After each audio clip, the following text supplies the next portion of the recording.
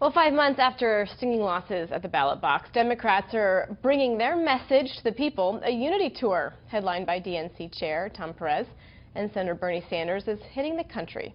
But the question remains, is there really unity between the establishment and the progressive wings of the party? A new book out this week highlighting an exclusive look at the Clinton campaign's miscalculation of that ideological divide. Jonathan Allen, co-author of the new book Shattered: Inside Hillary Clinton's Doomed Campaign, joins me now from New York. Jonathan, thank you so much. My first question right off the bat is, should those on the Unity Tour be carrying this book with them? Should they be reading this book as they hit on that tour? Absolutely. This is the first behind-the-scenes look at the Clinton campaign, what went wrong with that. I think a lot of it speaks to what went wrong for the Democratic Party.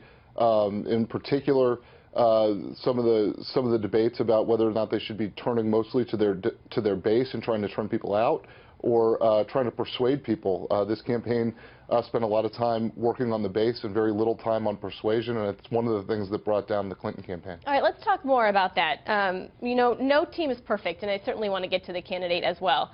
But at times throughout your book, it seemed exceptionally toxic, and it came not only down to access to the candidate, it came to how to handle the media, trying to find out who was responsible for leaks coming out, and also simply where the campaign was headed and where they were going to be campaigning. So was there just too much going on behind the scenes? Is that common for a campaign, or was this particularly toxic?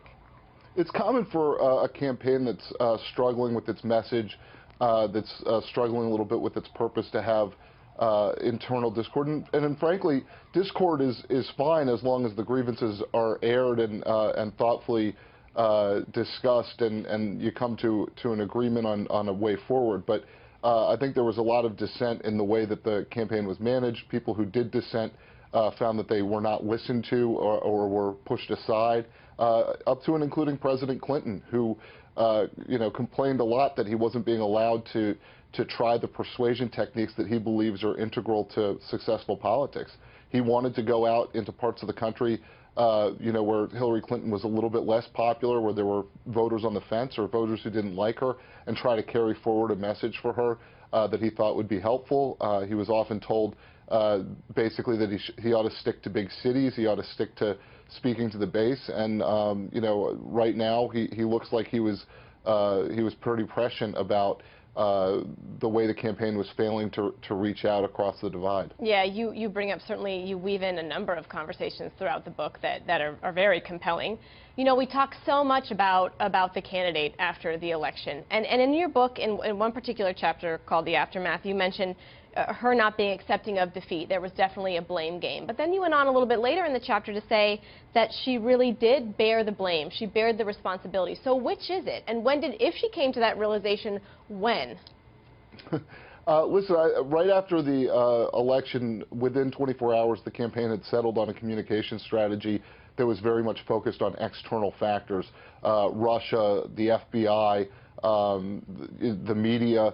And what that meant is that they didn't have to spend a lot of time looking at themselves or pointing to their own flaws. And for a Democratic Party that's trying to move forward and being competitive, I think there are a lot of lessons to learn from this campaign, and a lot of lessons to learn from some of the things they did right as well as some of the things they did wrong. But as long as they are blaming external factors, they're not really doing the analysis that's going to help them move forward, because those external factors will not be the same. And some of them were very unique to Hillary Clinton.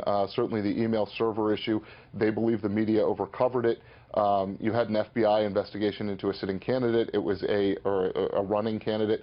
You had a situation with that email server that is entirely self-inflicted by Hillary Clinton, and whether the media magnified that or not, it was certainly a factor for the entirety of the election, and in fact, even before she ran. So it's not just the way that I think about this. Some of the sources that my co-author Amy Parnes and I talked to said they felt that Hillary Clinton was not being very reflective about this. Right, and here's a woman who's been in the public eye even before Arkansas, so it's been a big, long journey for her. Jonathan, thank you so much, of course, for our viewers. Shattered is available to them. It's an inside look and some exclusive conversations. It's fascinating. Thank you so much for joining us, sir. We appreciate it.